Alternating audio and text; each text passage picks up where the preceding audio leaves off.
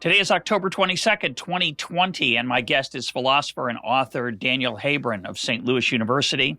He's the author of Happiness, A Very Short Introduction, which is our topic for today. I want to thank Plantronics for providing today's guest with the Blackwire 5220 headset, and I want to remind listeners you can now get EconTalk merchandise with our new logo at russroberts.info. russroberts.info. Please wear it proudly. Dan, welcome to EconTalk. Thank you, Russ. Thanks for having me on. Happiness, which is the title of your book. It's also the subtitle I like, A Very Short Introduction. It is very short, but it's still a extremely lovely book. I very much enjoyed it. But that title, Happiness, is what Marvin Minsky called a suitcase word. We might think we know what it means, but a lot of people stuff different things inside the suitcase. How would you start to define what you mean by happiness? Yeah, I've sometimes called it a mongrel concept, similar idea, and it does have different meanings. So before getting into definitions, I always want to know what people care about and why they're interested in happiness to find out what meaning of it makes the most sense in a given situation. Because there's different legitimate ways to use the word, and nobody really owns it. So the short story is, I think for most of the purposes when we talk about how happy someone is or unhappy, or whether people are happier today than they were 30 years ago, we have in mind a psychological concept that I think is mostly about a person's emotional state. So when I want to avoid the confusion of the word happiness, I'll call it emotional well-being. And in that sense, you can think of happiness as roughly the opposite of anxiety and depression.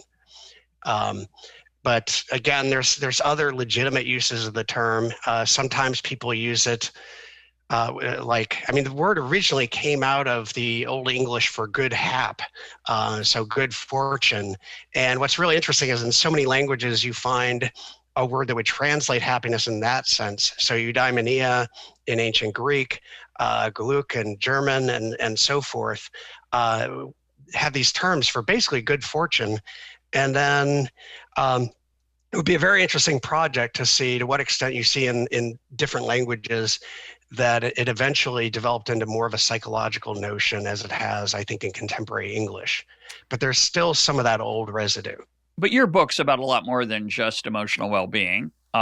You have a richer concept of happiness. Talk about what else you are considering in there.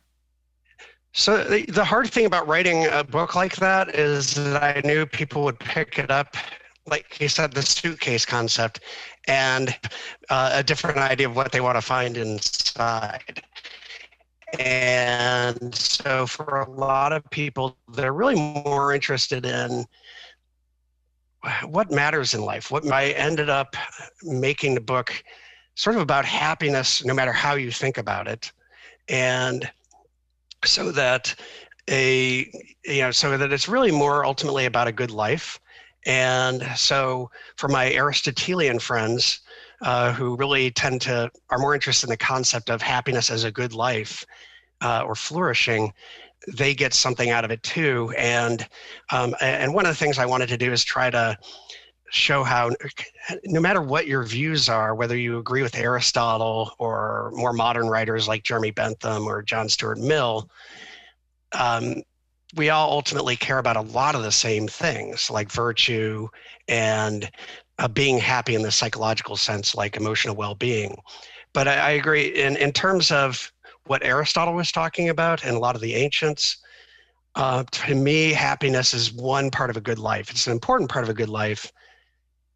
Sometimes people underrate it, sometimes people overrate it. And so that was part of the project, is kind of put that in context. Yeah, well, we'll get to the other parts of it in our conversation. But when you mention Bentham and Mill, inevitably I think about utilitarianism, which I also hope to talk about. But I want to start, we'll get there via maybe economics. Okay. Isn't it a little bit strange that the modern economist sees well-being as being provided by the stuff you buy and consume? In modern economics, your utility, which is a vague, even better suitcase word than happiness. It means, and Bentham, describes it in different ways: advantage, benefit, pleasure. Economists do the same thing. In fact, economists define it circularly. Utility is whatever gives you utility. It's whatever you do, that's evidently what you like, and that's what you want more of. But it often boils down in an undergraduate class, and even in a graduate class, to the stuff you buy and consume. And I think most people would agree that well-being, happiness, satisfaction doesn't come from stuff. I'd agree, and I think the history of how that came about is really interesting. But I think there was a lot to it originally, where in 1800 and not in 1900, material prosperity was really important to improve basically anything about well-being. Yeah, true.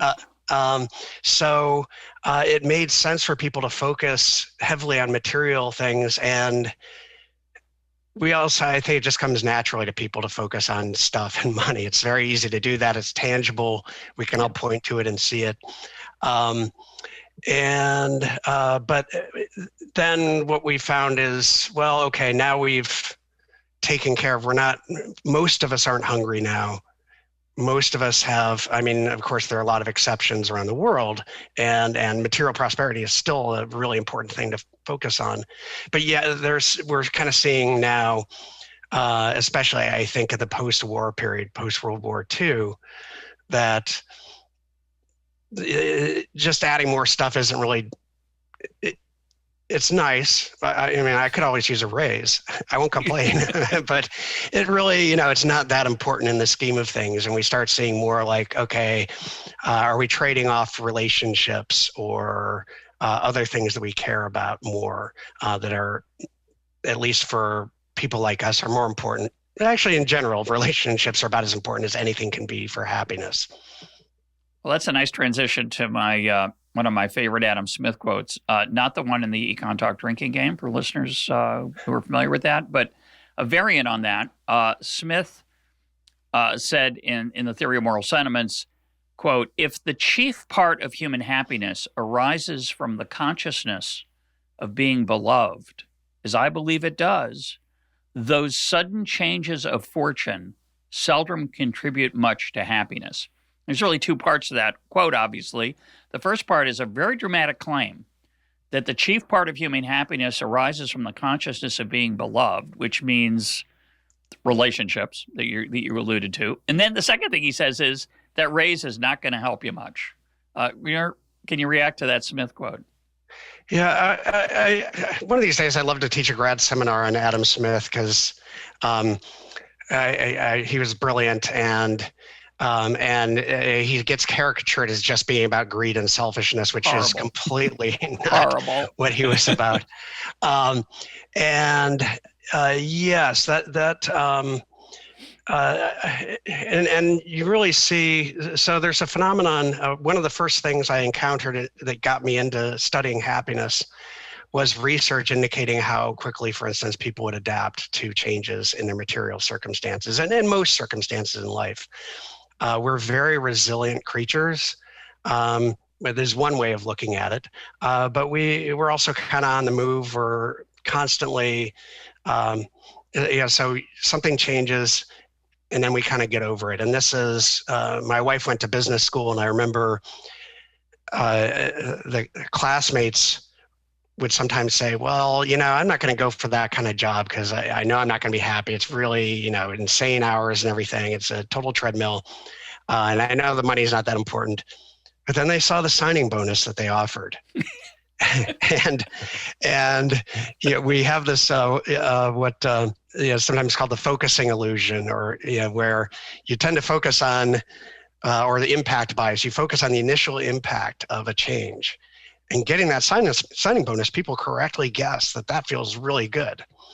And then, and first getting that car, the new Porsche or whatever it is you want, or Tesla. I wouldn't mind one of those.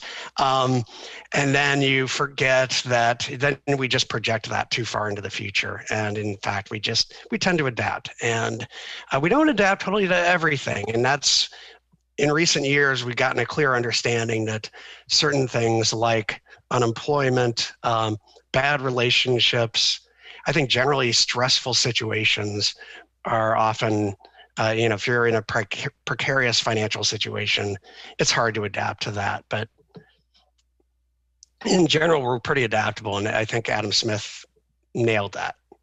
You say life is not a gymnastics routine. What do you mean by that? Or happiness? Did you say life or happy? I apologize. I meant to. No, life is, yeah. So life is not a gymnastics routine. That's what I think you're right. Yeah. So, and that's sort of thinking about when I first started working on this, I just accepted the psychologists mostly defined happiness as being satisfied with your life, an attitude, a judgment about your life. And I just thought that was obviously true. And then I started seeing the research and I'm like, well, I'm not sure if these judgments are quite as important as we might have thought, because it's so easy to influence them. And then when you really think about it, how would you rate your life on a scale from 0 to 10? Well, again, that's like asking you to sum up everything in your life that you care about. And, I still don't know how to answer that question. I mean, I'll give you an answer. Yeah. And it'll generally be in the positive end of the range because, well, for one thing, I am actually quite lucky, but also if I don't have to tell people I'm unhappy, I'm not going to. And you're probably a little delusional too. So, I'm an 8.8, I'd say, on a scale of 1 to 10. And I probably just don't think much about the parts that would drag me down to a 4. Yeah. And it really is just so there's things in the big picture like people in your life who are no longer living. Well, that really stinks. Or maybe you don't like the kind of culture your children are growing up in, or really big picture stuff so there are certain things about our general way of life that I'm not that thrilled with. But if you just ask me, I'm not normally sitting around worrying about that or complaining about that. And so it's apples and oranges basically all over the place. It's just because on the one hand, I care about doing good philosophy, being a good philosopher. I also want to be a good teacher. I want to be a good parent. I want to have fun travel experiences, like the Sicily trip we recently canceled for obvious reasons. I like, I like my dog. I'm not so crazy about my computer all the time, and how do you add all that up? And there's, in a way, there's not really any point. Even a gymnastics routine is hard to put a single number on. So it's a little arbitrary. And what that means, we have a lot of freedom in how we answer that question. So I could give my life a 4 if I think about it if I really want to focus on the negative stuff enough. Or I could give it an 8 or a 9, So it's a little bit of a coin toss. And so I think we just have to be careful in thinking in how we understand when people give a rating to their life. It's really a simplification. So when you said that, like when you read that, when I read it, I like to say sometimes, I'm writing a book on this, so it's a little bit frightening to see the synergy here. I write life's not a calculus problem, even though economists sometimes treat it like it is. And I think there's 2 senses in which life is not a gymnastics routine. One sense is that it's hard to sum it up. And I actually use the same metaphor of apples and oranges. I mean, how do you weigh the annoying fact that before we started this interview, my computer was really unhappy and I was getting a little frustrated, and you're sitting there thinking, I wonder if this is going to happen. How do I weight that against the fact that I have 4 healthy children? I mean, it's like, talk about apples and oranges, but I can give the number. And because I give the number, people go, oh, well, you can do it. Well, you can, but does it mean anything? I mean, really? And then the second part, which I think is equally important, is that, if you have a gymnastics routine coming up, you want to practice it a lot. You want to decide what's going to be in it. You're going to very carefully pick the music to make sure that it synced nicely with the routine, and that make sure the judges like that music. And the idea that somehow you can plan your life like a gymnastics routine or like a giant algorithm stretching forward, I think is a fundamental misunderstanding of what creates a good life. And when we talk later about, and for those listeners, by the way, are thinking, I don't want to hear all this stuff about happiness. Don't hit the stop button, because we're going to talk about what creates a good life, and Dan is going to reveal what creates a good life, and you don't want to miss that. I just want to build up the anticipation for that. And I'm kind of joking, Dan. I can see you appreciate that, but I'm also kind of serious, because there's I think there's some really interesting analytical things we're talking about now, but I think there are also some deeper, even spiritual things that we'll talk about later. But here's my problem now that we've both agreed that life is not a gymnastics routine. At the same time, you write, and I don't know why you do, but you say measuring happiness is no more mysterious or fraught than measuring depression or anxiety, and it should be no more controversial. Really? I thought you just told me you can't really measure it. I'm putting the point a little strongly there, I'll admit, because I'm wanting to, because there are problems with measuring depression or anxiety also. Yes, there are. Mental health measures. But those tend to be general, there's less skepticism about those. And there's a lot of evidence that the measures usefully predict all sorts of things and are actually useful measures. I think measures of emotional well-being, it's really just, so I'm validating a new measure that a psychologist and I, David Yaden and I, have developed, kind of working with psychology and philosophy together, which, essentially, we started out kind of mostly, I just pirated questions from depression and anxiety and stress questionnaires, and then just put a bunch of stuff out there, and made sure that things that were talked about in the theory were at least tried out and to see what stuck. It seems like it really does track a reality. It really does track things like stressors in life,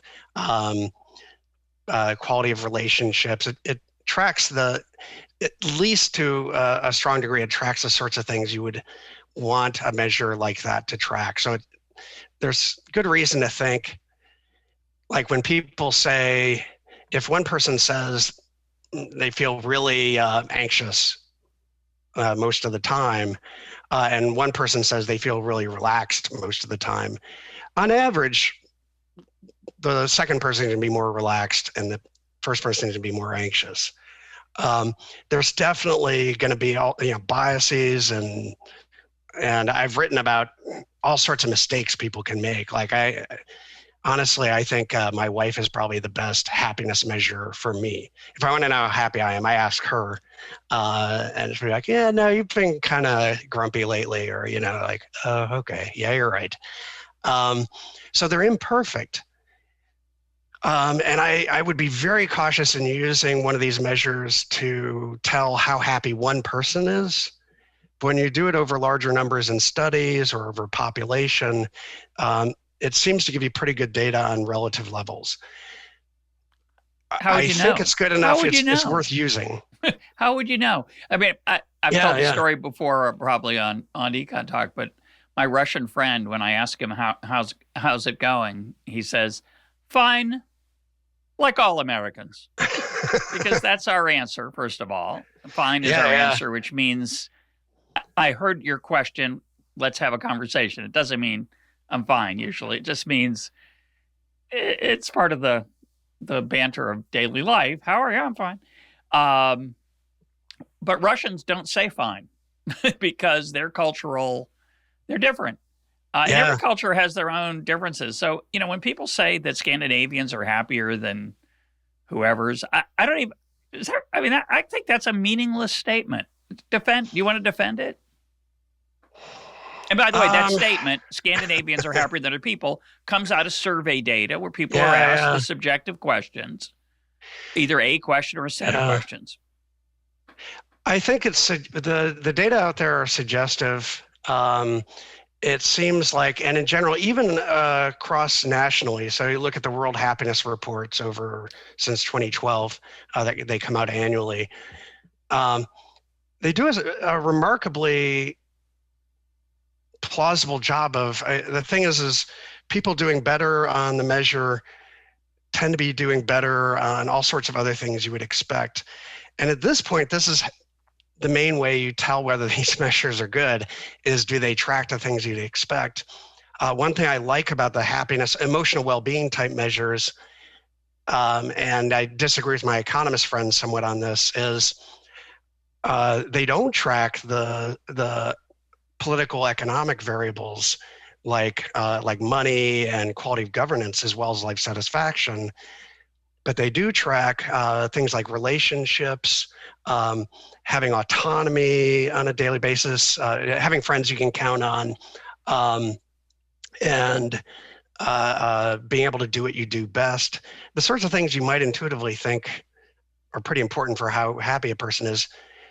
They track those things pretty strongly, whereas life satisfaction tends to track material conditions more strongly. I actually think that's a reason to take both kind of measures seriously. Cross-culturally, I mean, between any two countries, I take the Scandinavian thing with a big grain of salt because I think the evidence is strong enough, like robust enough, that there's probably something to it. If only, and what my friends who, in psychology, who have done a lot of the studies, says it looks like mostly what it is there's less misery, perhaps. Now there is, interesting, the data about high depression or suicide rates, which is another question. But to me, I'm in this interesting position where, on the one hand, I think the data are good enough that we should be looking at the science and we should be using it to help us move beyond just counting money in policy and other material variables. At the same time, I get really worried when people get overconfident in the measures because there's a lot we still don't know, like the idea of just assessing all policies by life satisfaction, cost effectiveness analysis on life satisfaction. No one measure is that powerful.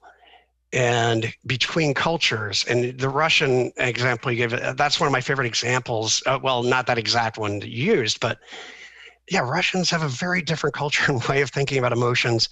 People in Japan, maybe you might find people reporting lower levels of anger because there's just stronger taboos. Anger is an interesting one, and one that I did not focus on so much in the measure we're working on, because I feel like culturally there's such strong norms that are very different between cultures about anger that, so Ed Diener had an interesting experience. He was, he's a friend of mine. I think he's a brilliant psychologist.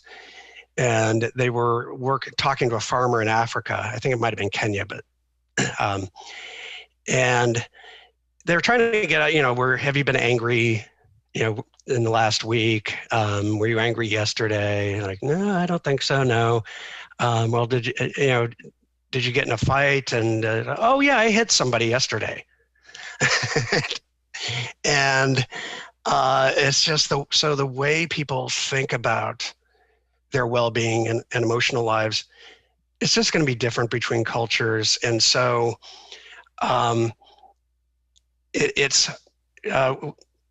so I think we have to be very careful comparing between cultures. But just to give another example that is so there's a lot of evidence, Latin American countries, especially around the Caribbean basin, tend to report relatively high levels of happiness. Now, we also know that there's tendencies, there's a kind of positive thinking, strain to the culture is one of the reasons people like me really like to go down there. Yeah. And so how much of that is just the bias, positivity bias being really strong there? Now, Americans also have a really strong positivity bias compared to, say, Russians or people in China. So a grant that we ran a few years ago funded a study of several countries in Latin America done out of Costa Rica and Mexico. And they looked at Colombia, Costa Rica, Mexico. I think those were the countries. But they didn't just look at the subjective well-being reports like life satisfaction and emotion, but also things like really detailed look at people's relationships. And what they concluded is that faith, the religious faith, seemed to make a real difference, be a real booster for it. But also, the data points really suggested when you looked at different aspects of their lives that despite the government corruption and the violence, and in Mexico at least, not so much, and the poverty, these aren't really poor countries by global standards, perhaps, but compared to the U.S., that they really seem to be, they actually seem to be pretty high, doing pretty well in terms of happiness. And in terms of relationships, it was really striking how much denser and warmer and more frequent people's social relationships and interactions were, say, in Mexico than in the U.S. So I'm open to that. I'm open to that possibility that I'll say it a different way. I think there are things that would make me happier than other things. So the question is, how do I find out what they are that might be under my control, right? One of them is, one of my favorite lines, no one on their deathbed wish they spent more time at the office. Mm-hmm. So you could argue that, when you're faced with a choice between working the extra Sunday versus staying home with your family or doing something special with your wife or a group of friends, choose the friends, the wife, the family, and don't choose the job. Try to build, I think it's good advice to think about crafting a network of friendships and what is required to make that happen. That's an art and a craft that most of us don't think about systematically or at all. And as I get older, I think about whether I spent enough time on that, whether I have devoted enough time to my friendships and sustaining those relationships. So I think those are all, those are valuable things to think about. What appalls me about that research in general, and I'll let you react to this, is the idea that somehow policy could help the United States become more like Guatemala or more like Denmark, or that we could be happier as a nation. And I think through some policy, forget the cross-country comparisons. Let's just say we monitor happiness year in, year out in the United States, and then we try to figure out through statistical techniques what leads to a higher score. And I think a lot of people think that's a legitimate exercise and a good idea. I think it's an appalling idea because, first of all, I don't think the goal of life is to maximize happiness. It's not a gymnastics routine. Secondly, I don't think the government is going to be good at figuring out what those things are, nor are the statisticians. And so I'm kind of left, and I'll let you defend the alternative, I'm kind of left believing that happiness surveys, satisfaction with life surveys are good for generating academic research. I don't think they're important for figuring out how to be happy, and or how to run government policy. In particular, a lot of Adam Smith kind of got onto this in 1759 about being beloved, friendships, what people think of you. I'm sure it's in the Bible. I can't pull up a quote right now, but there's nothing new under the sun in this area. Mostly, I think we kind of have a pretty good understanding of it. And the attempt of modern academics to refine and perfect these measures strikes me as something like a fool's errand or worse. What do you think? So I have a little bit more sanguine view of the role of policy here. It's funny. I was just in my ethics class teaching several readings that referred to Hayek and sort of the limitations of policy and problems of. And it was one thing I worry about is you start trying to promote something in policy, then special interests can capture the policy levers and steer it in their direction. So, well said. And I think this is really important question to keep in mind. I'm optimistic, though, that there are, at this point, we still need to figure it out. The most important thing that I think for policy that the science can do is just really for the public mind and the culture, is help us change the lens through which we think about how our society is doing and where we want to go. I think that's, rather than equipping policymakers to say, okay, we're going to choose this policy over that because the data shows that that's going to boost subjective well-being more.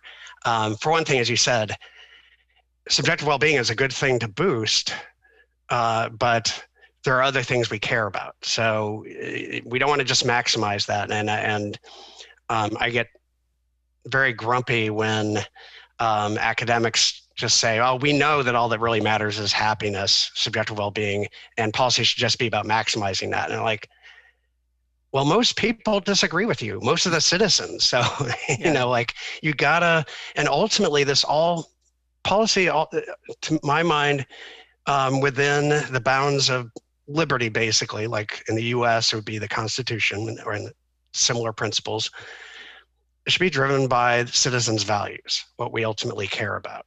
And so policy should not be trying to foist a particular idea of happiness or well-being or a good life on people. And so policy for New York City should probably look pretty different than policy for Louisiana. They have different values. You know, in Louisiana, they like a slower pace of life, and they might like things that make it easier to not, you know, to be more laid back, and whereas in New York, people want to accomplish more, people are more interested, you know, they're achievers, and they might like the fast pace of life. They might like working long hours and so forth, and they may want to make that trade-off. But I think there are still, if you just get the lens in place, that, okay, we're not just about trying to maximize economic growth or in other economic variables, then I think you get that itself. I think that cultural change, and to my mind, and the main thing that I'm interested in is working as a writer, as a philosopher, is move us toward a healthier culture, I think, where we're pursuing a way of life that better fits our values, really, that we already have. I don't think most people's fundamental values are really that materialistic to begin with. But there are, I think the popular culture sometimes doesn't give people, in a way, permission. Yeah. And in fact, once, a couple of years ago, a young man wrote to me, and he was like, basically facing a dilemma. He's like, well, I could do this easy thing where I'd make more money and everything, and I'd be happier, but I really want to write music and make films. And I know that's going to be really hard, and, you know, it's going to be a struggle. And I was like, well, here's the thing. A lot of philosophers, I can't give you advice, but a lot of philosophers would say it can make perfect sense to pursue other values in life than just happiness. And you might reasonably choose meaning or excellence or beauty.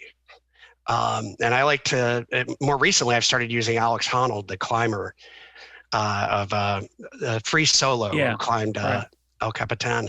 And he said in the documentary about him, he said, I'm not after happiness, I'm after excellence. And I think I'm not sure his choices have necessarily been the most prudent. I don't know. But I mean, he's kind of wired a little differently from the rest of us. But I that's part of what drives me. I didn't become a philosopher to be the happiest. I used to work in the tech industry. I think it's greatly overrated. Part of my part of my theme of this program, and it's a part of your book as well. I think we've spent a little too much time maybe on this question of measurement, and because I'm interested in it, but it's not the central part of your book, and it's just one part. But you mentioned Alex. Is it Honnold? Is that his last name? Yeah. So I got to see him speak one time where he lived out of his car for quite a while because he wanted to he didn't have a lot of money. He didn't want a job. He wanted to climb. He wanted to be excellent. So he worked at that. And most of us would say living out of your car is hell. I don't think he felt that way. He may have preferred not to live out of his car for a while, but after he got really good at climbing, and after he free soloed El Capitan or whatever else he did, now he's very wealthy. He has a lot of money. And what he said when I heard him speak, I don't know if he's lived up to this, but that's not really relevant. Well, it's a little relevant actually, but so let's assume it's true. He said, I sat down and I thought, how much of my money do I really need? And he said, well, 50%'s a lot. So he decided to give away, I think if I remember correctly, and I'll try to find a link to something he's done. He decided to create a foundation to try to make the world a better place. Lovely idea, hard to do, but not an enterprise worth working on. We'd all agree, even if it's just working on ourselves. But if you have a lot of money, it could work maybe to help other people. And he decided to put 50% of his income in that. Maybe it's more. I don't even remember. Maybe it's 30 or 50. It was a giant number compared to what most people put away for other people in other giving. And, I think beside the obvious point that helping others makes you feel good sometimes, he also was not wired to have fun, particularly, or to have material fun. And I think you use an image in your book, which I love, a stomach on legs. Most of us agree that being a stomach on legs, just satisfying yourself physically through your senses, it's pleasant at times and inevitably important at other times, but can't be the goal of life. It's got to be something, more than that. Not got to be, but most of us, as you say, have a value of something more than that, whether it's meaning, contributing, connecting to others. And maybe it's a good segue. You can react to what I said if you want, but also I want you to talk about an image I really like in your book, a choice between being a consumer versus an appreciator. And I think that's a fantastically important distinction I'd never heard before. So you can react to what I said, but then I want you to talk about that if you could. Yeah, so I think, and I think and this is the next book if I can ever get back to it from like committee work that I'm working on is sort of more focused on the good life and other values like beauty and excellence as having independent value, and something that I think both of them are values that we haven't given enough attention to. And there's so many people who, they're not wired. I once told a family member, like, I don't think you're ever going to be happy. They're a striver. They're like really good at what they do, and they do worthwhile, important work. But they're kind of wired for a stressful, kind of flying close to the edge kind of thing, a little bit like Honnold. And I'm like, I don't think that's how you're wired. And by the way, nobody ever wants to be told, I think, that they're never going to be happy, I guess. At least so I don't tell that to people anymore. But lesson learned. But it is like, and I know there are things like, I think meditation can do a lot of good, but I also know people, I'm not going to advise them to do anything to be happier. They may not be super happy, but they're happy enough. And, but I do think we as a society could do better. For instance, just things that can make life less stressful so people aren't. I mean, when I looked at the data for like rural Missouri, people are stressed out exactly as you'd expect with the opioid epidemic and what you see, the political agitation there. People have hard lives there, and now what's the best way to deal with that? That's another matter. Can I interrupt for a second? I think I'm steering away from your question, though. Hang on. I'm going to interrupt for a second. I wanted to ask you something else before I forget, because I think it's really important. So I agree with all that. I mean, I think it'd be great if our culture was a little more, was quote, healthier. we'd all disagree about what exactly that is. Some older people like myself would say, spend less time on screens. Younger people would say, what are you talking about? Screens are great. You're out of it. But, I'd say spend more time. When I look at a party or a bus or not a bus, it's not a good example, it's strangers. But when I look at a party or a dinner and I see everybody looking at their phone, I find that something sad about that. But the part of the economist in me says, well, it's their choice. But part of it is cultural, and I think you can have healthier versus less healthy cultures about what's expected, what are the norms. And I think those norms are evolving, even now as these technologies become a bigger part of our life. But the real question I wanted to ask you is and we're going to come back to consumers and appreciators. But the real question I wanted to ask you is that, when I look back at my 21-year-old self or my 25-year-old self or my 35-year-old self, and I say, what do I wish I knew then? And so for the listeners out there who are 21, 25, and 35, a part of what I wish I'd known then was what really thoughtful people in human history had to say about happiness and the good life. And to the extent I had any grasp of that, it came from my very modest religious training at the time and my knowledge of literature and my taste of philosophy.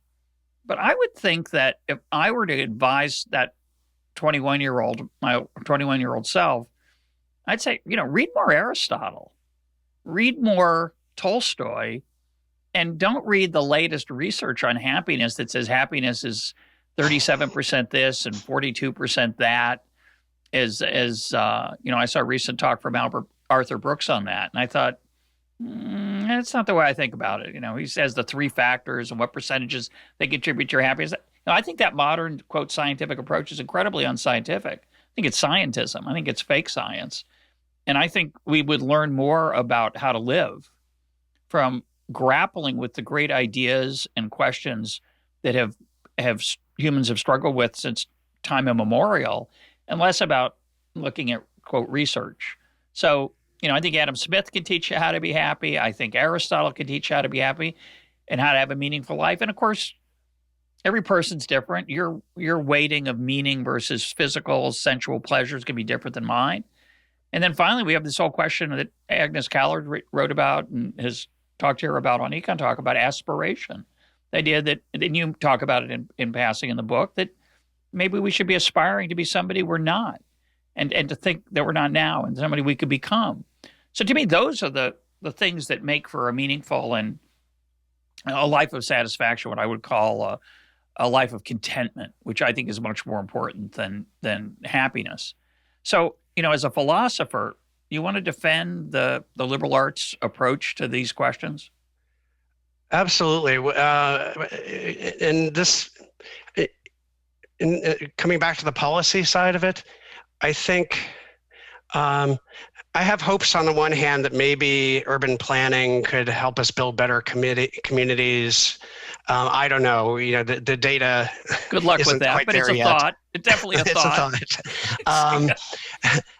It's certainly, anyway, but more to your point. But I think in educational settings in the schools, this is one area where we could do a much better job. And yeah, I think there's value in positive psychology interventions like gratitude, count your blessings and things like that. What I think would be more useful, and I think at least giving kids some exposure to breathing and meditation techniques and seeing if that's for them. It's not for everybody, but it can be very beneficial. I actually think having them read Aristotle, having them read, the Stoics, after going through some really kind of irritating committee work, has got out my Marcus Aurelius, meditations, the Stoic emperor of Rome. And there's a lot of wisdom in there. And what's nice about in the liberal arts and what you get in reading the canon and just generally great works is you get a really human, mature perspective on life and how things really fit together in human life and the complexity of it. The science, I think, is invaluable, but and there's some very bad science. I mean, the stuff about percentages, the pie charts, I just think that's a joke. It's so mistaken. But there's a lot of really good science being done also, but that's not. Yeah, reading the studies is not going to do that much for you. I think what's happening is it's telling us, for the most part, things that, it's reminding us, oh yeah, look, relationships really are as important as grandma said.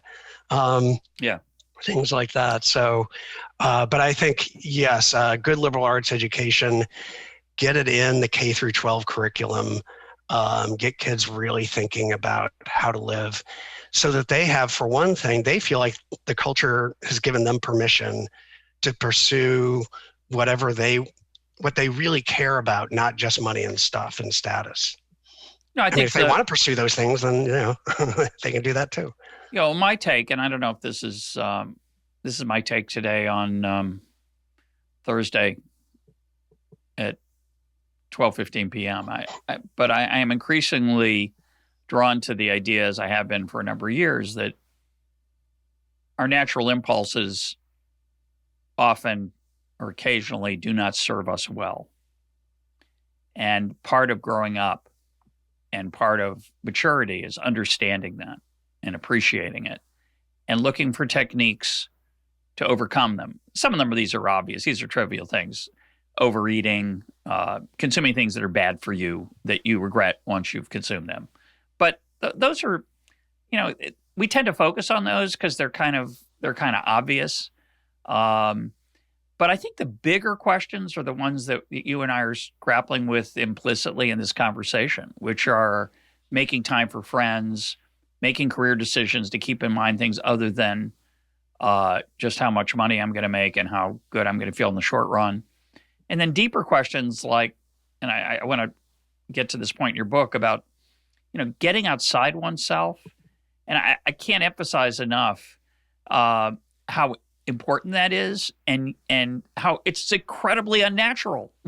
Our natural impulse is to be full of ourselves, to see ourselves as the center of the universe. And I think, religion is one way that you avoid that problem, or can, but not the only way.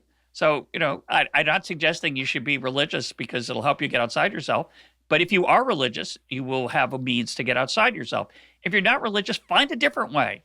Volunteer, join a community, do things that where you contribute rather than are the star of the show.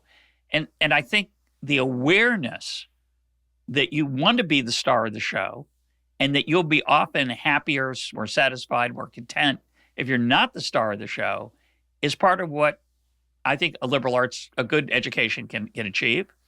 And I don't think it's a little bit of a policy question, but I mostly think it's a cultural issue. And I think, what your book does, and I think very thoughtfully and artfully, and what I've been trying to do recently on EconTalk is to encourage people to think about those things, because I think they're really what matter, not whether you had a good plan to for your career to get that law degree. Anyway, I'm gonna get off my soapbox. I totally agree. I think one of the troubling trends in recent years is measures of narcissism. I haven't really studied narcissism literature very much, but they've been going up, and people just reporting more, just seem to be more focused on themselves in recent years. And then anecdotally, that seems plausible. And I think that's, you brought up the consumer appreciator distinction. Yeah, talk about that. And that's, so I spent the better parts of my youth growing up to me, it was basically outside civilization in a little island. And tourists would come and visit, and you'd really see a divide in the type of people who would come. There's the people who just came, they want to entertain me. I mean, they would literally come up, they would walk in and talk to an islander because they had an unusual dialect. And they'd say, speak, just to hear like they're animals. And then there's other people who, and they'd immediately want to change things. Oh, this is so nice, but here's how we could improve it. And then there's the other type who just like appreciate it for what it is, and like kind of, their first instinct would be to keep their mouth shut and just sort of pay attention and listen and watch and just take in the beauty of it and see that they're engaging with something new and different and meaningful. And I think that having in general that outlook on life, being able to not just see everything as a tool for your gratification of the desires you already have, but appreciating things for one thing, then that can cultivate your desires to something much more gratifying.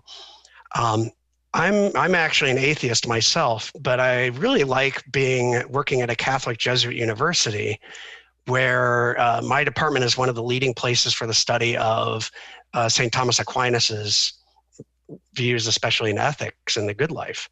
And this idea of, at least goes back to Augustine, of happiness or the good life as union with God. Sort of, to me, that I think somehow we need to find ways of finding meaning in our lives, even if we don't have religion, even if we don't have a theistic framework.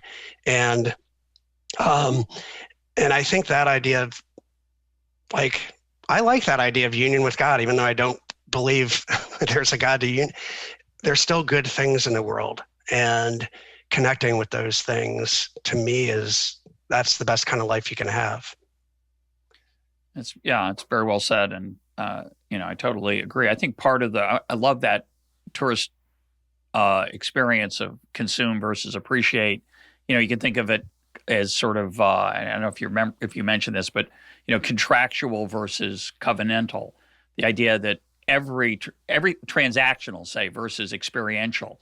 Everything's a transaction that I want to maximize. This is something else I have trouble with the economic Homo economicus, the sort of parody that we teach our undergraduates, that it's all about what you get out of it, as if that's the measure of well-being and satisfaction. And I think that's grotesque. But the other part that I think is meaningful about your distinction is it reminds us, and I've talked about this occasionally on the program, the importance of just paying attention. The idea of watching, the idea of appreciating, of being aware and experiencing something. I don't want to make it too, I like many things about Zen moments, but you can over-exaggerate the being in the moment thing, and now is the only thing that matters. There's some truth to that, obviously, but I'm trying to say something a little subtler about the way we experience the daily life, whether it's on vacation or just having this conversation, in any conversation. And it's partly just remembering to pay attention. It also is something, as I mentioned earlier, it doesn't come natural to us. Paying attention is tricky. Meditation is one way. Mindfulness is one way to build that skill. But there are other ways. And I think, just thinking about it, reading about it is helpful. And it'll change the quality of your life in ways that are unanticipated, I think, if you've never done that before. And I think it's so easy to go through life without that skill. And I think that's something I would argue is useful for if you want to lead a good life. I think it's a good thing. Pay attention. Notice that someone's sad. Notice that you're hurting someone by what you're doing. Look for an opportunity to express that gratitude that you mentioned. So I just think that's a human art that is underestimated and undervalued. You just gave me an idea for an assignment for my ethics class. Have students go and just spend some time, sit someplace, sit in the grass or something, and notice what's beautiful in your environment, or notice things, or sit in a park. Actually, my father did this assignment with his classes. He was a physicist, but he was teaching writing. And it was like, just sit in a park and observe and write your observations. And, when somebody first starts, it might be that they have a really hard time paying attention. They really have to cultivate that ability to pay attention to what's going on. And instead of just sitting there, probably the first thing they want to do is write how they feel. Yeah. And why am I doing this?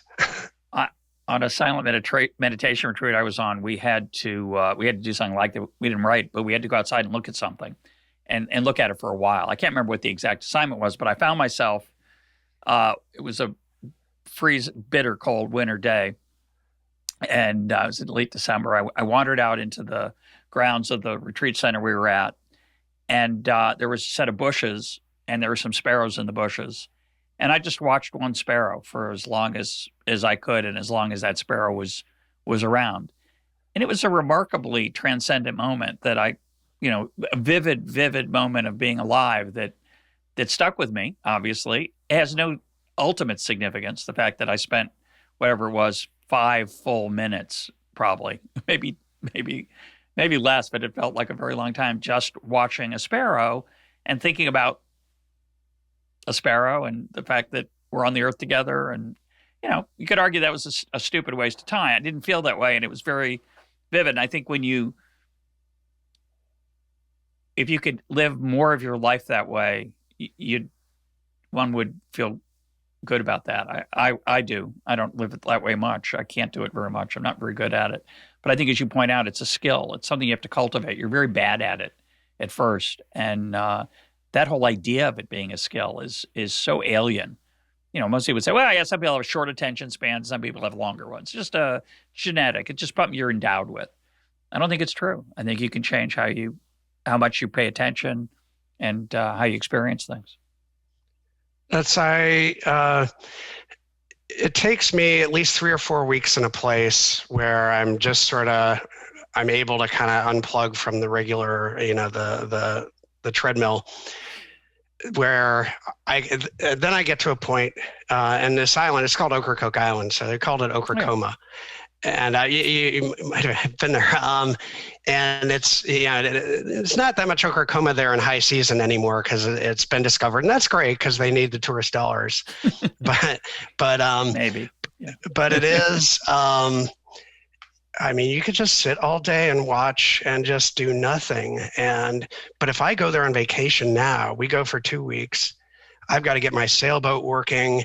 There's stuff to do, and I'm like, I keep going. I can't sit and watch things for. Yeah. I could watch something for 5 minutes, but that's tough. Yeah. And I'd have to be there at least a month before I can really, really pay attention and just sit back and just sit there and watch the water for an hour or 2 or more. Yeah. Something you said that really struck me, I'd never heard it said this way. You said, what makes living with each other bearable and civilization possible is the willingness of all parties to limit the exercise of their rights. I'm going to read it again. What makes living with each other bearable and civilization possible is the willingness of all parties to limit the exercise of their rights. And you wrote this in the context of, again, what we're sort of been talking about, like, what's in it for me? And that and I'm entitled to fill in the blank.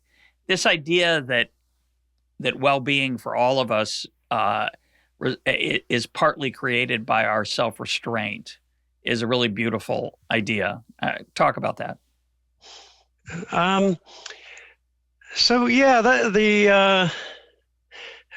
Well, one of the banes of happiness, well, at least this happiness researcher's existence has been, that I have a right to be happy, that sort of thing. And that just contributes to this association of happiness with narcissism and selfishness. But I also think, there is this, I guess this is more channeling my role as a moral philosopher, that people often use that the fact that they have a right to do something as an excuse for doing it, as a justification. And and that's very common, especially in this country. It'd be interesting to see cross-culturally whether, like in Russia or in China, people would talk that way. But, and I think it's a very dangerous way of thinking, because we have a right to be jerks. We have a right to be unpleasant. And I think that's good. I think that's an essential part of a free society, is that we can't be coerced to be good people, to be decent people. But at the same time, then we have to realize like what you have a right to do, is a very small part of what, only marginally related to what you ought to do. And so I have a right to just sit on my butt and not help anybody else and just keep my money and not do anything and never lift a finger for somebody. But what an awful way to go through life. And I think this is, I think one of the things, this may be overreaching a bit, but in our politics, we've had a tendency to leave a lot of the American culture behind by focusing on, say, problems of poverty and disadvantage as the people have a right, and therefore you don't have a right to your income, say, and so it must be, it ought to be redistributed. That might be the right conclusion to draw. I mean, it's not my favorite idea, but you could also say, well, maybe you have a right to your income, but it would be pretty indecent to sit in splendor and not help people in need and not help each other out. And in the conservative parts of America that I've spent a lot of time in, the rural areas, red state areas,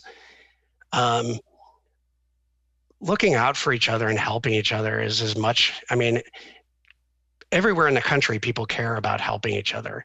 And, but they don't do it in the language of rights. And I'm changing the subject slightly, but it's, no, but I think it's a great point. Yeah, it's a great point. What I hear you saying is this point about ought to and can. So yeah, all of us can help people around us in different ways. Often we don't have enough information to do it well. You talked about giving advice to your family or to a student. It can be very challenging. But when we see someone in distress who's reaching out for help, we don't have to help them, but we can. And some would say we ought to. And I think those are really different things. And I think for reasons I don't fully understand, in America, things that are legal seem to be morally sanctioned.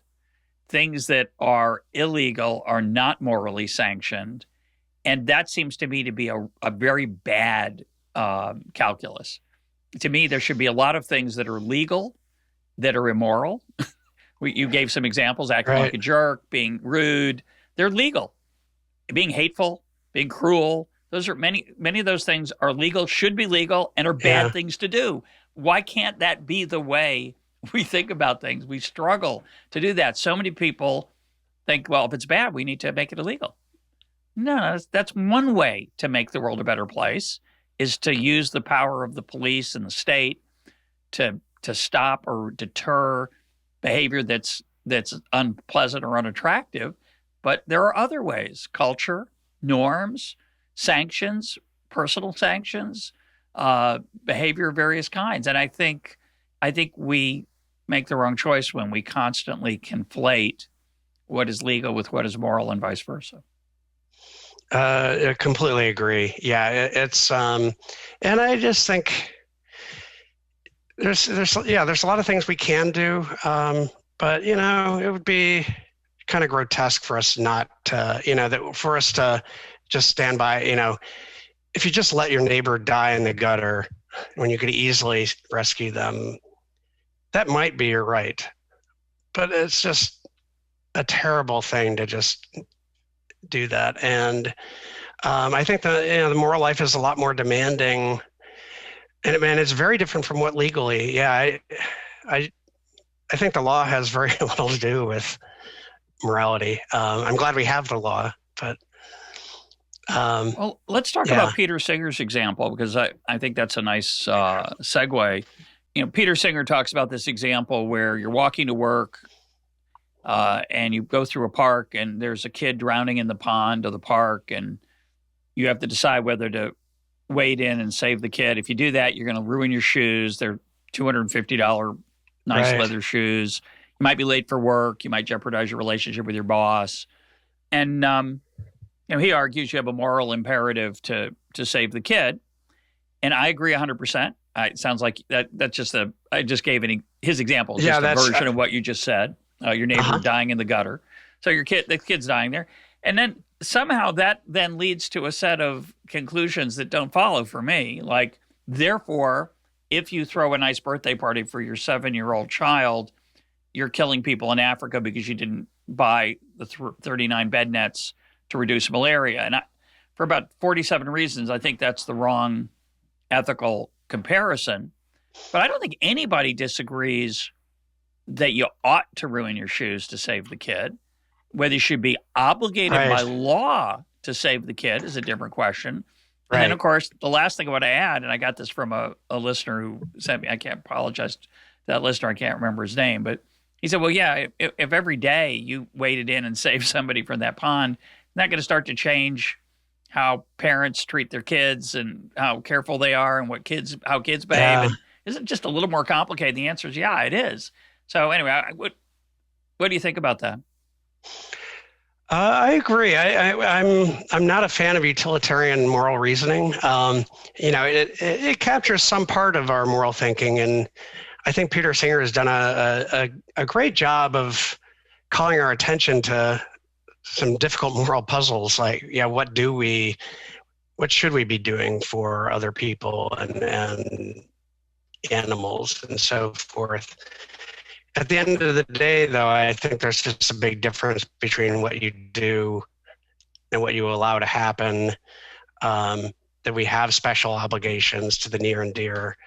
And I think, and there's a difference between even, say, the drowning kid. Yes, I agree that we need to, that we have an obligation to help, and it would be indecent not to.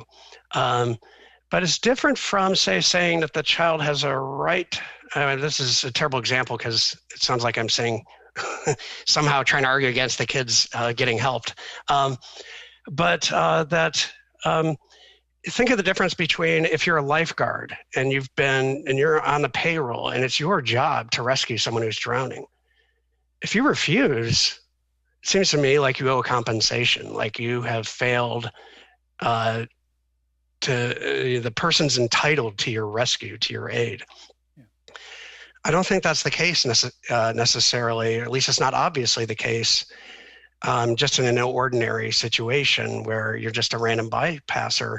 And if you refuse to help, you've still done something wrong, I think. It's still morally indecent. What kind of person would just do that? Nobody should want to be the kind of person who just walk by and let somebody drown.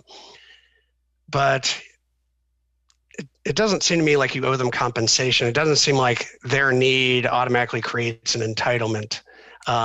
This is getting deep into political philosophy that is very. I think it's a great observation. I think it makes the point that you and I think, and probably most of us listening, would like to live in a world, not a world because that might be too hard, but live in a community where we watched out for each other in situations of duress like that.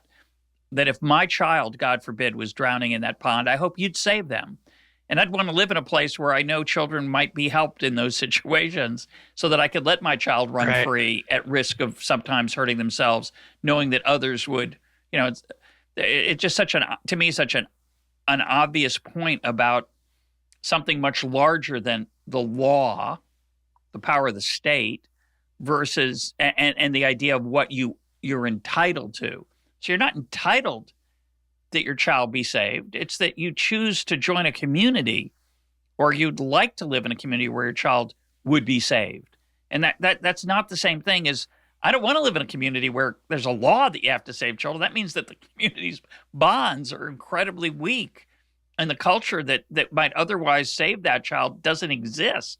And to think you're going to substitute the power of the state to do that, and you're right, it's political philosophy speaking here. I think that's it's a bad alternative. I don't think it works. I don't think it works very well. I think it's for very Hayekian reasons, by the way, that the state can never have the information about that in any one situation that's necessary to judge it that way. I mean, much better to let the people on the ground who have the full information make that decision by internalizing some of the care that we're talking about in a healthy society or healthy healthy community. And I explicitly said not the world, because I don't think you can have that level of care about strangers that are alien to you, perhaps in many ways. And I think that's the virtue, of religious community, national community, local community. And I just think we don't appreciate those things sufficiently. Yeah, I would say I have a more expansive idea of the appropriate role of government, although I also I don't think the answers are obvious here, but I think it is important for people to understand that it's possible to argue for things like, say, well, maybe the government should provide, there should be universal health care, say.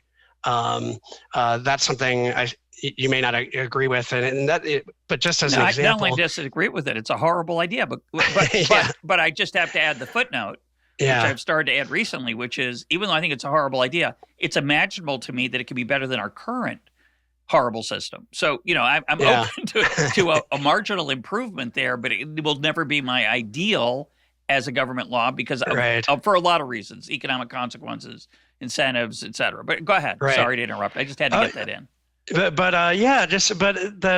I think people on the left have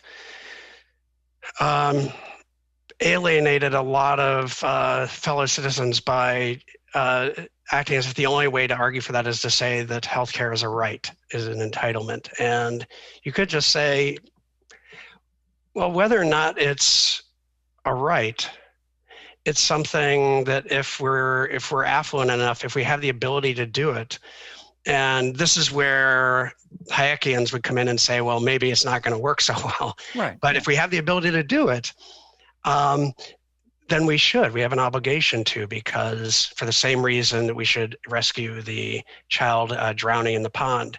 Now, of course, saying that the government should be the instrument of that raises special questions, which I won't try to answer here, but I'm not sure I have answers offhand. But well, that's a great caveat, because I think, that's my caveat. I'm in favor of universal health care too, just not mandated as through the Medicare program or anything like that. I certainly want to live in a world where everyone has access to superb health care, even when they can't afford it. Right. But I don't believe that has to be provided through a government agency. Right. So that's I'm really glad you added that. So, and I think this one, and you and I would probably be on different sides of that caveat, but the caveat has to be made because it's a further question. And it's not always obvious. I do think, I at least I'm kind of in that boat. Well, it's hard to imagine how we could do much worse than we're doing now. The amount of money we're spending in terms of bang for the buck, it's certainly hard to imagine. Yeah. We do have, I think, a rather remarkable healthcare system in its over provision of excellence. We have too much of it, way too much of it, in certain dimensions, and not enough in others. And the incentives are messed up that have created that world. Having said that, it does reward innovation. It over rewards it.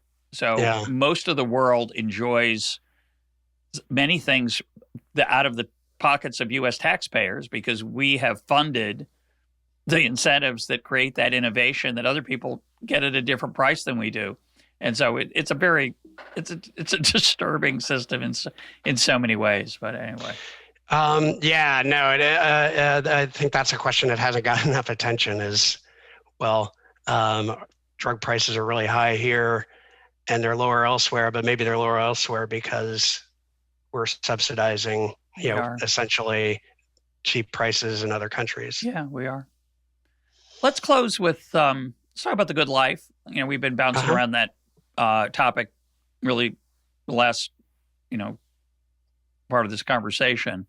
You close your book with a short list, which is impressive, of how to find the good life.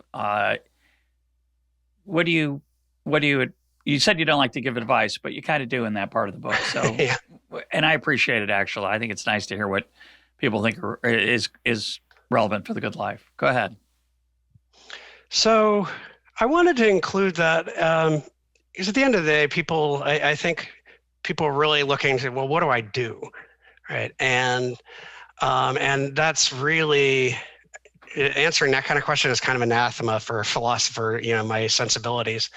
Um, but I think, starting a list at least is, my hope is that would be something that would stimulate readers to think about their own lists and what they would add or what else they would have.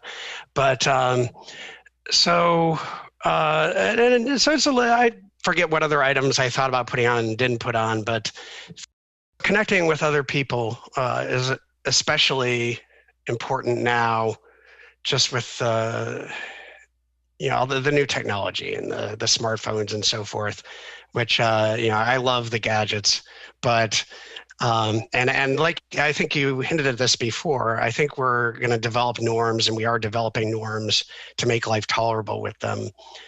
But it really is, and I'm hearing from other educators, like just mental health well-being among college students has like really been cratering in recent years. I think it's not just the technology. I think it's a variety of factors, Sure. But just the decline of their social lives, and then actually debt was kind of I guess philosophers aren't really supposed to talk about debt, but it really is, and part of it is I was sort of imagining one of my nieces or nephews, in college, they graduate or whatever, and maybe they pick it up and read and like, yeah, stay out of debt, man. I mean, debt has a place, but don't go crazy with it. Don't, don't make yourself unfree where you can't lead the kind of life you want. And there was, relax. Yep. Now, I admittedly am on the Oklahoma side of things. I really like a friend of mine who worked with a tribe in Nicaragua. He said they had a special term for this. Their favorite activity was basically, he said, translates as watching paint dry, but it's watching the river flow. Or watching the sparrow. Doing nothing.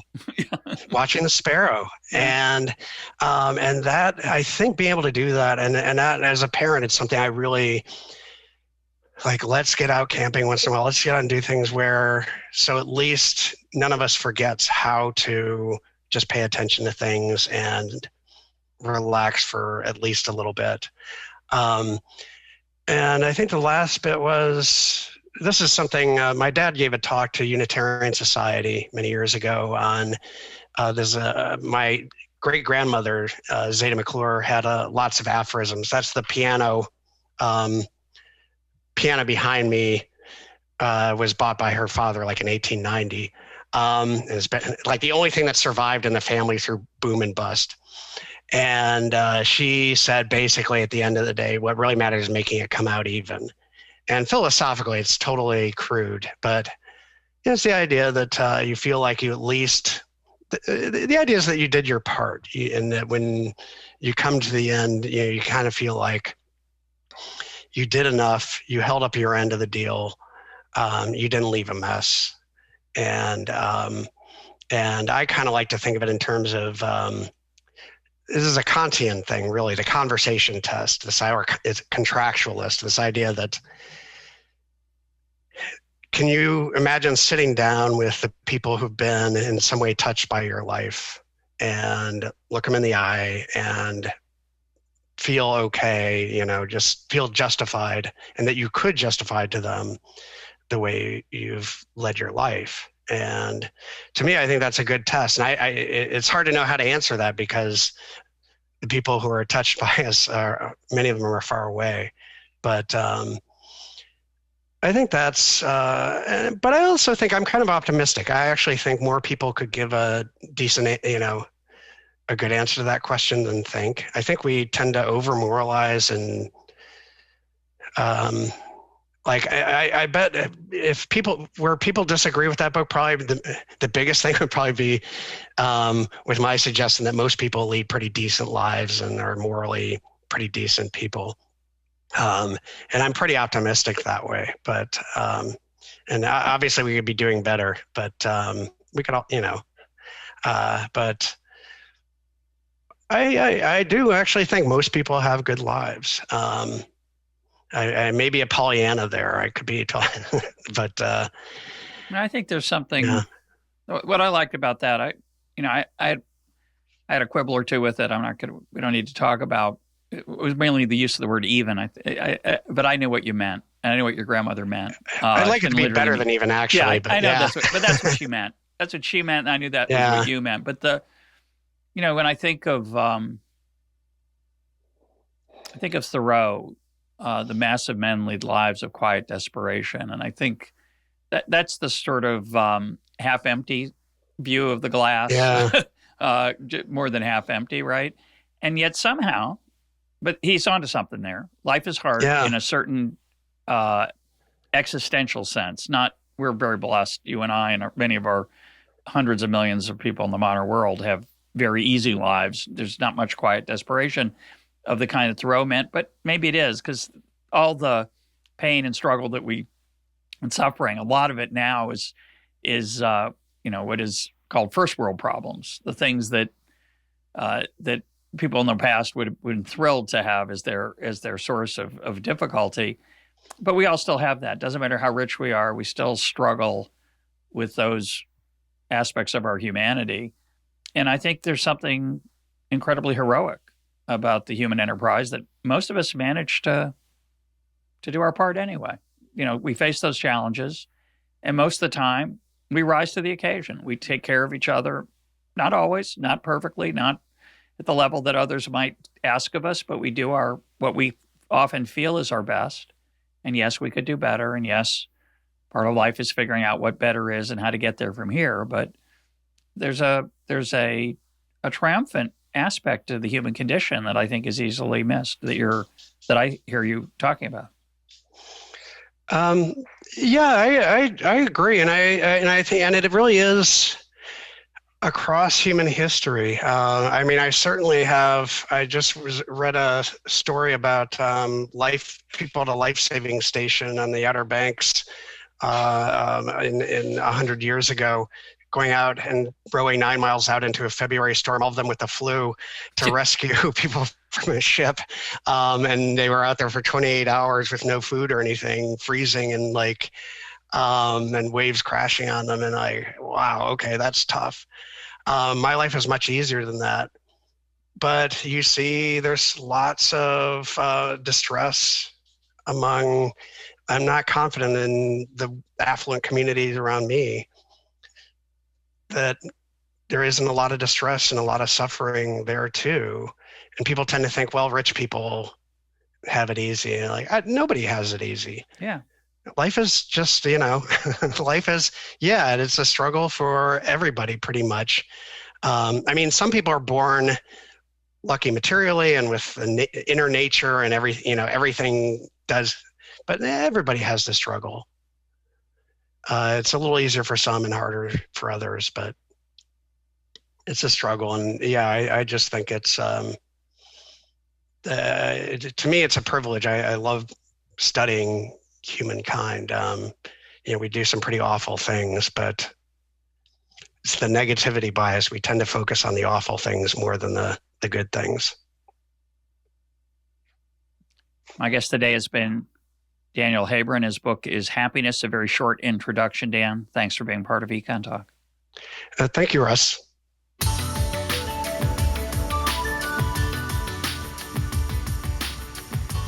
This is EconTalk, part of the Library of Economics and Liberty. For more EconTalk, go to econtalk.org, where you can also comment on today's podcast and find links and readings related to today's conversation. The sound engineer for EconTalk is Rich Goyette. I'm your host, Russ Roberts. Thanks for listening.